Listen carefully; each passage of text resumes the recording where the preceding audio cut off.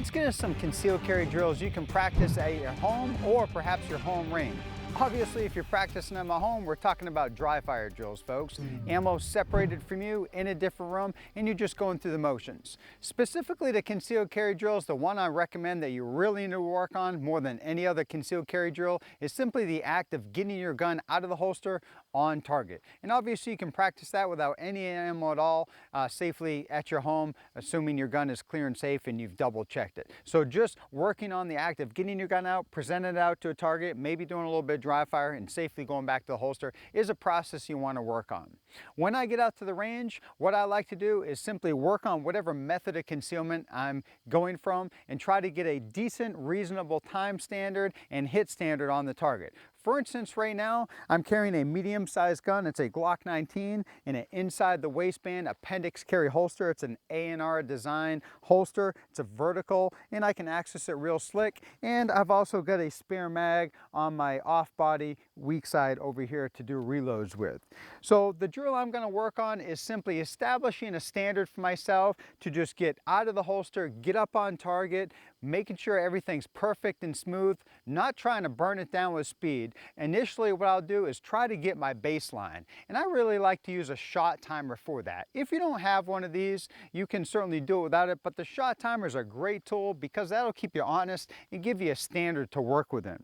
So what I'll do is I'll simply set the shot timer so it's set up with no par time, meaning it's just open clock. So basically I'm gonna get a countdown beep. When I hear the beep, it'll just keep on running and it will register how many shots I fired and how fast I've fired them. So I've got it on open right now, and I'm just gonna go through a process here. I'm at 5 yards out on this particular target. It has a threat area, has an area that I'm gonna shoot at, which is in the high center mass. It's an 8-inch circle. So my goal is to simply safely get my pistol out of the holster in a efficient, not smoking time, but an efficient manner, get it up on target and just fire a one shot. And what I want to do is see what my time standard is for that. I'm going to go through that a few times and try to work up an average on what that's going to be and then establish my baseline off of that. I'm using a shot timer. It'll give an audible beep when it's time for me to go. And all I'm going to do is I'm simply going to get my pistol out, get up on target and fire one shot without hesitation. So I'm looking to be nice and efficient and fairly speedy, not burning it down, trying to get a good accurate shot 5 yards out from concealment, just one shot.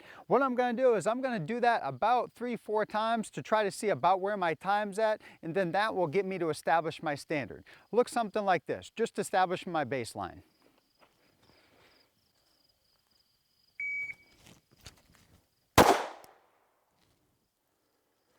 That was right at about 2 seconds. Let's try that again.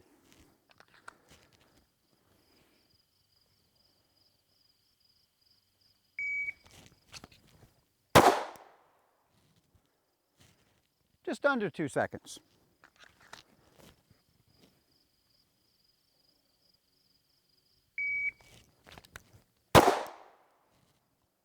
And just under 2 seconds again.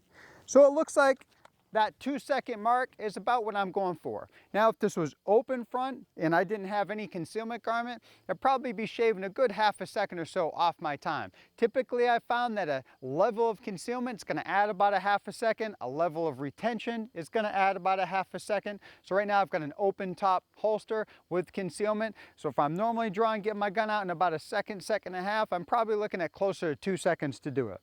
So what I'll use is I'll use the shot timer to keep myself honest. And what I'm going to do is I'm actually going to establish a par time. And the par time I'm going to establish for myself is simply at 2 seconds. So I'll have a start beep and a stop beep, and to see if I can establish the standard. So my standard I just established for myself is 5 yards out, one shot from concealment. In this case, it's appendix carry, and I'm trying to get one shot within that 8-inch circle from 5 yards under 2 seconds. Let's see what it looks like.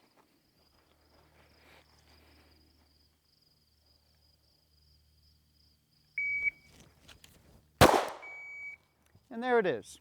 So easily under the 2 second mark. Let's try that again.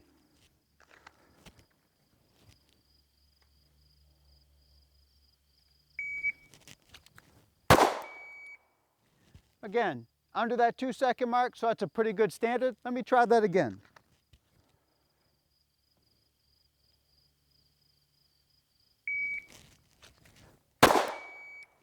So that one, I'm a little bit outside. Pull my shot a little bit high left, outside that accuracy standard, which I'll consider unacceptable. So now I'm just gonna work on refining the skill. So I've set my standard of 5 yards, 8-inch circle, 2 seconds. At this point, what I want to do is I really want to get that down to a science so I'm not missing, and then I can kind of crank it up from there. Maybe drop it down to a 2 3/4, 2.5, and still maintain that accuracy standard. And then what you want to do is you want to make it more challenging for yourself. Add a level, add a step of communication, add maybe a movement, add a turn. Add something to make the drill more difficult but keep the same time standard. So an example would be this. I'll keep the 2-second time standard. What I'm gonna add is I'm gonna add a vocalization, don't move is what I'll use, and I'm gonna add a movement process. This isn't gonna be shooting on the move. I'm simply gonna say something as I'm getting my gun out and maybe taking a side step. That's all I'm gonna do. And I'm gonna try to keep the same standard and the same time standard to do that. So again, this will be taking a side step, adding a communication step, getting my pistol out, 1 shot on target, and trying to get that done in 2 seconds. Let's see what it looks like.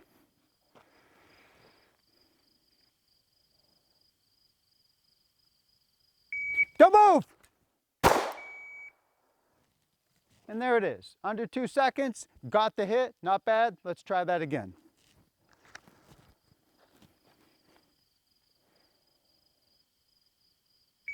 Don't move! Again, under 2 seconds, small communication, small side step, getting a good shot, maintaining that standard. So that's what it's all about. Getting out there on the range and doing something that's practical, that's gonna keep you honest, and it's gonna challenge you a little bit. So what you're gonna need to do at the home, back at the house, no live ammunition in a safe area where you can do some dry fire, just work on smoothly getting your concealed carry piece out. Whether that's gonna be on your hip, appendix, inside the waistband, ankle, pocket, shoulder, whatever method you choose to carry, you're gonna wanna smooth that out back at the house in a safe environment, doing a dry fire. And once you're feeling pretty confident and definitely feeling safe on getting the gun out and going back to the holster, that's where we can take it to the range. At the range, you want to establish a baseline. Simply just getting your gun out, static position, getting a shot on target, give yourself a standard. Today, I chose 5 yards, 8-inch circle, and I didn't have a time standard initially. So what I'm going to do is I'm going to try to establish that time standard using a shot timer, and then after I've done that, I'll keep that standard and add things to it. Like I did earlier, I established a standard of 2 seconds to simply maintain my position, get the gun out, get 1 shot in 8 inches at about 5 yards out. And then I added steps to that and tried to keep that same 8-inch, 5-yard, 2-second standard. For instance, I added a communication piece and a side step, trying to get all that done in 2 seconds. And then from there, you can just keep on ramping it up. Let's take that same drill. How about 2 shots? How about 3 shots? How about turning into the target? How about increasing the distance? So it's just a matter of making it more challenging from there.